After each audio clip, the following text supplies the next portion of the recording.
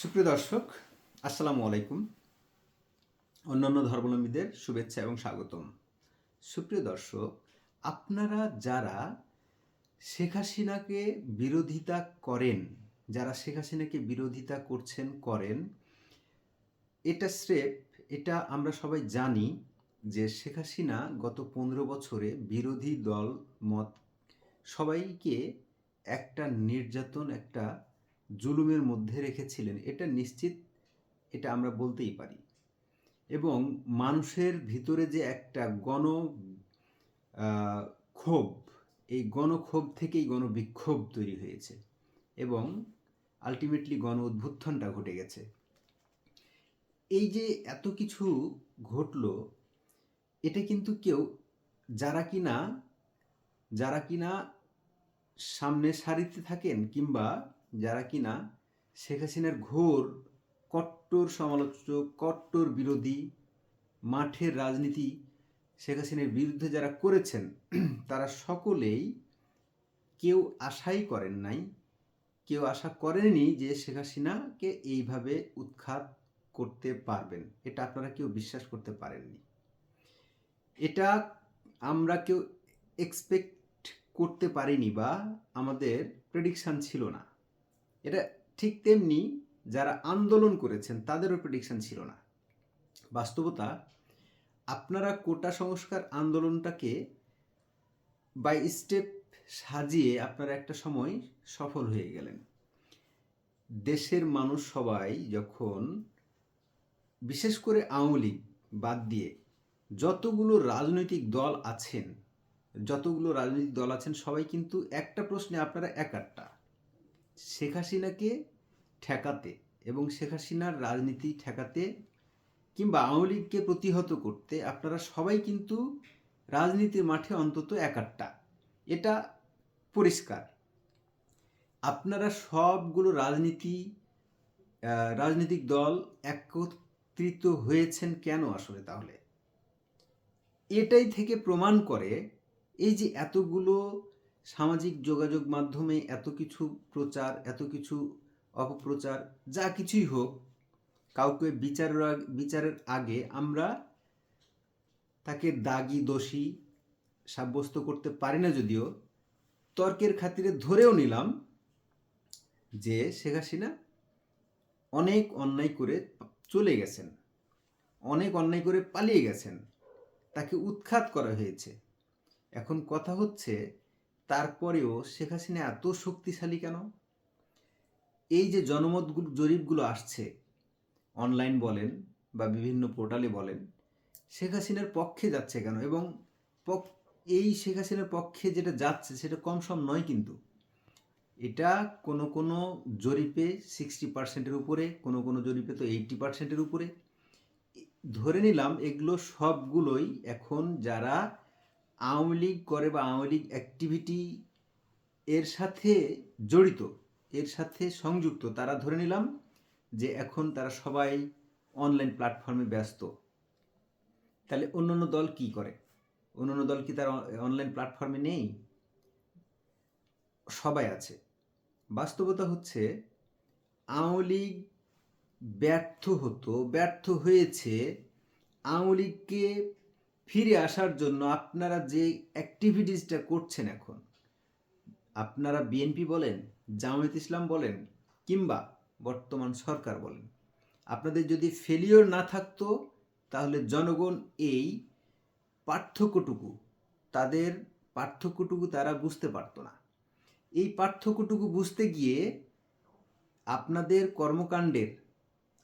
বিতর্কিত কর্মকাণ্ডের পার্থক্যগুলো করতে গিয়েই কিন্তু এই মাঠের রাজনীতিতে মানুষ এখন খুব বেশি রাজনৈতিক সচেতন।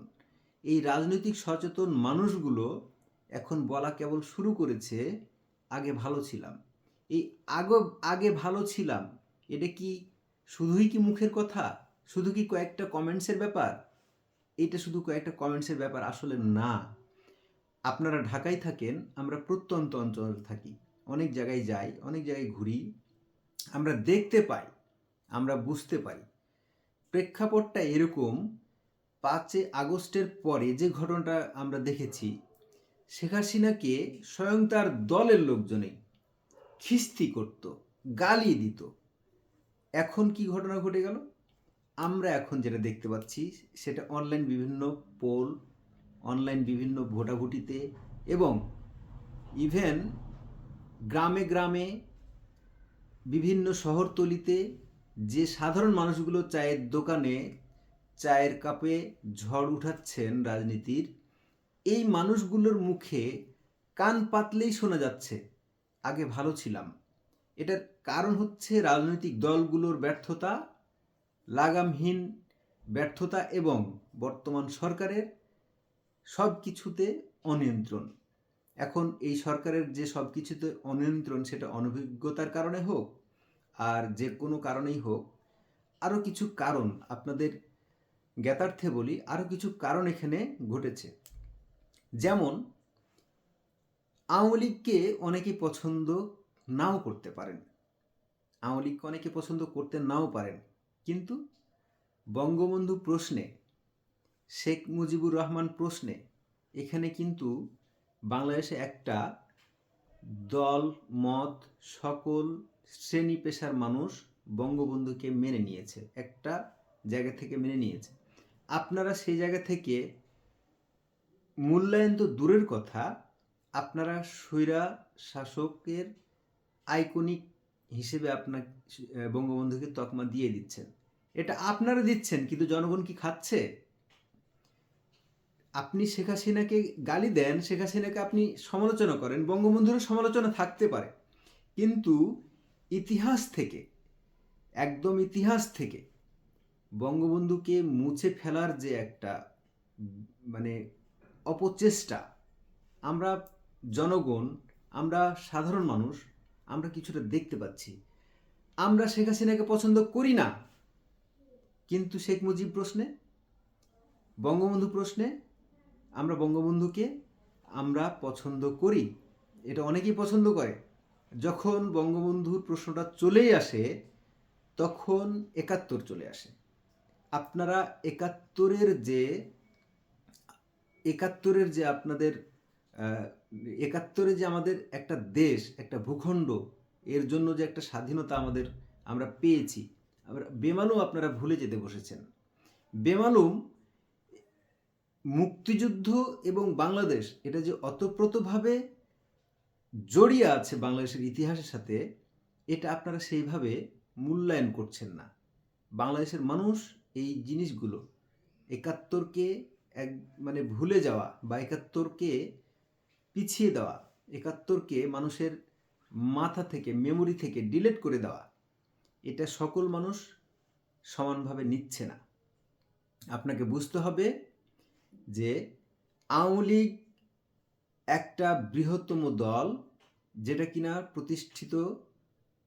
প্রতিষ্ঠাতা অনেক বড় একটা কন্ট্রিবিউশনের মাধ্যমে ৭১ শেখ মুজিবের নেতৃত্বেই কিন্তু এই ভূখণ্ড স্বাধীন হয়েছে। আপনারা এটা কেউ বলছেন না। আপনাদের ফাউন্ডিং ফাদার অনেক হতে পারে, কিন্তু বাংলাদেশের মানুষ যেটা সঠিক ইতিহাস, আমরা বলছি তো, আমরা জানি যে এখন বাংলাদেশের মানুষ অনেক রাজনৈতিক সচেতন। শেখ হাসিনাকে আপনারা উৎখাত করতে পেরেছেন তার কর্মকাণ্ডের জন্য, ঠিক শেখ মুজিব তার নিজের কর্মকাণ্ডের জন্যই বেঁচে থাকবেন। বাঙালির জন্য, বাংলা ভাষার জন্য 12 বছর উনি জেল খেটেছেন, নির্যাতিত হয়েছেন।